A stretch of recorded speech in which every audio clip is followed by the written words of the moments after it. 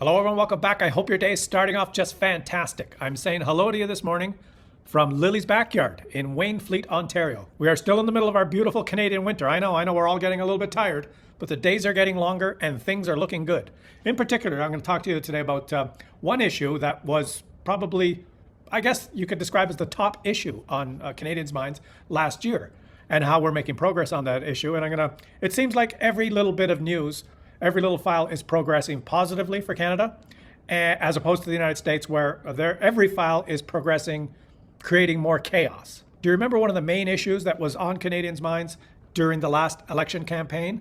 The housing affordability crisis? Well, the latest headline here on Yahoo Finance, February 3rd, Canada builds at near record pace, but one province remains a drag. On a historical basis, Canadian home building is indeed running strong, said Rishi Sondhi, an economist at TD Economics. Canada is building homes at an annualized pace of roughly 264,000 units, a level exceeded only a handful of times since the post-war era. We are building homes at a record pace, and at the same time, our population is not increasing. The latest numbers from Statistics Canada released on December 17th of 2025, preliminary demographic estimates indicate that Canada's population decreased by 76,000 people over the third quarter of 2025. The fact that immigration is still out of control and the government is allowing criminals and false refugee claimants to come in and undermine our security. As far as the one province that is lagging in Ontario itself, the Greater Toronto Area highlights the weakness in housing activity. Condo construction is trudging rock bottom depths. That particular market is still dealing with an oversupply of condo construction, an oversupply of condos on the market already. So new construction numbers in Ontario are not following the same trend as the rest of the country. Also, interest rates are expected to be largely neutral for the outlook, as TD assumes bond yields will hold steady and the Bank of Canada will leave its policy rate unchanged. I've already announced that I will fire the governor of the central bank. So this is good news. Things are trending in the right direction. You can't snap your fingers and fix the home affordability crisis like that. But everything's trending in the right direction. Interest rates are stable and low. Population growth is not excessive. Building is accelerating. Average home prices in Canada are trending gradually lower. It's not a market collapse. It's a gradual decline, as illustrated here on Trading Economics site. January 2025, the average home price was $701,000. And as of December, the last statistic, that price has decreased to $673,000. At the same time, there's been modest, healthy wage growth in the economy. All of these things, all of the numbers are heading in the right direction. This is all good news. So how come it's not reported in the media? How come we have to hear just doom and gloom all the time?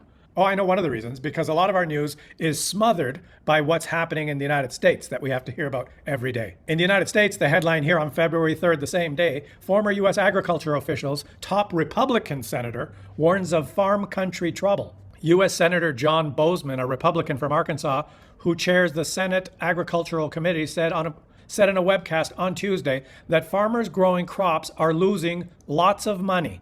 The bombastic buffoon returned to office last year, sparking trade disputes that disrupted U.S. crop exports and immigration crackdowns that increased labor costs and left some farms with crops rotting in the fields. Maybe things will improve for those farmers if the U.S. president cancels CUSMA and applies more tariffs on Canadian imports, in particular Canadian potash. The United States imports the vast majority of its potash, a vital fertilizer from Canada, which supplies 85 to 90% of U.S. demand. And what's shocking to me is that all of these farmers are, by definition, living in rural districts. That's what rural means, farms. Cities are urban districts. And for many elections in a row, these farmers have consistently voted Republican, including 2016, when they first elected this same president, who embarked on the same policies of imposing tariffs, inviting retaliations from the countries that purchase U.S. agricultural products. And those same farmers were crushed in 2016 and needed bailouts, and now they're going through the same thing again. And guess what? In the next election, guaranteed, rural America will vote Republican again. They'll find some way of blaming their hardship on those woke left radical lunatics that live in cities. It's just, yeah. Also, public opinion is shifting in Canada, reported here on CTV News. Canadians support the arrival of more Chinese electric vehicles, a recent poll suggests. 61% of respondents supported allowing more Chinese electric vehicles into the Canadian market. And after this polling, you could probably anticipate Doug Ford and Pierre Poilievre softening their rhetoric now and maybe not referring to these vehicles as Chinese roving spy vehicles. And this is a worldwide phenomenon. The world turning away from one of the United States' largest corporations and embracing a product from China instead. Reported here on Yahoo Finance from Reuters, February 3rd as well, Tesla UK sales plunge in January as Chinese rivals race ahead. Tesla sold less than half the number of battery electric vehicles recorded by Chinese rival BYD in the UK last month. And that's right, Chinese BYD electric vehicles are available in the UK and Europe, and I haven't heard any politicians screaming at the clouds, warning of these spy vehicles roaming the streets among us. The latest job report in the United States is terrible. Private payrolls growth in January misses expectations. The United States created only 22,000 jobs in January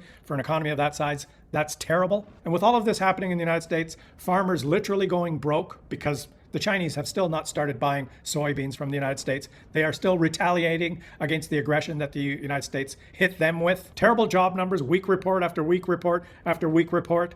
Chaos in the streets with the backlash versus ICE increasing in the United States. What has their leadership decided is the best plan going forward to try and correct things? Obviously, they're going to think of different strategies, different policies, a shift in what they're doing. No, not at all. They have a different strategy. Fears mount that the bombastic buffoon's administration could meddle in the U.S. elections. And if you don't understand the significance of that, the U.S. federal administration wanting to take charge of federal elections and control the voting in federal elections.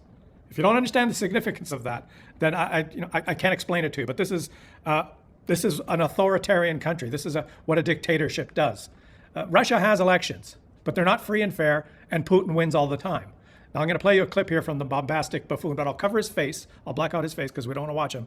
Listen carefully to this. What exactly did you mean when you said that you should nationalize elections? And which 15 states are you talking about? I want to see elections be honest. And if a state can't run an election, I think the people behind me should do something about it.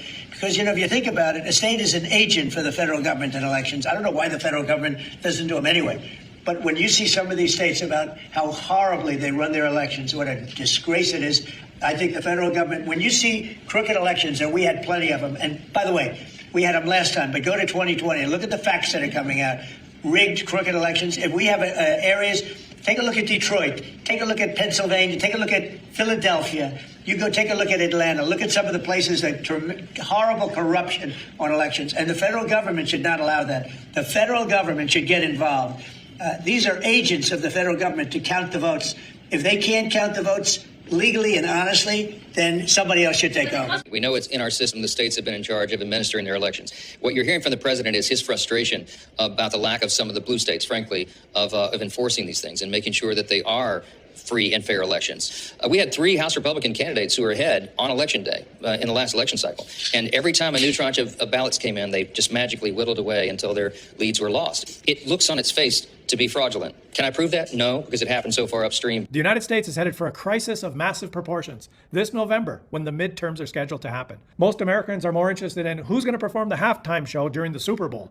Now, Canada, we just need to keep moving forward with the things that we're doing. Things are trending in the right direction. We have no idea how the chaos will unfold in the United States. We don't know how that government will try to flood the zone with more chaos, being aggressive and threatening other countries and creating issues out of nonsense issues created by tweet or just by bombastic buffoon statements about imposing tariffs or taking over countries, tacoing every time the statements are made, to flood the zone with ridiculous news, to distract from whatever the plan of that administration is. We just have to put them aside. The United States is chaos now. We have to look after our interests and what we're doing. We have to keep moving forward. And we can't fall into the trap that some conservatives are still trying to promote, that if we could just make a deal with the United States, if we could just make the bombastic buffoon like us again, then everything will be great in our country. We don't need the United States to be great in Canada. We need to just be Canadians and stand firmly and proudly for our principles. And there's a whole world out there that we can trade with. Trading is trading. If you're a company in Canada that produces aluminum, what the hell do you care if the United States is buying it, or if the UK or Australia or China or Europe is buying it? Let's just build our economy and build our country and move forward with our ideals proudly as Canadians. And once again, I just have to say, hashtag boycott everything US. I just won't be supporting that country at all. They have to go through their crap now. They have to figure out what direction, what type of country they want to be.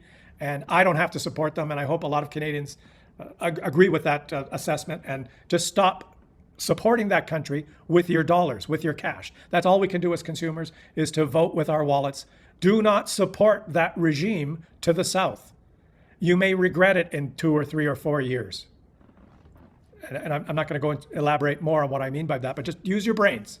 All right, everyone. Thanks for watching my video. I hope you enjoyed the content. Subscribe to my channel if you are. If you want to support me on a monthly basis, consider becoming a channel member by clicking the join button below.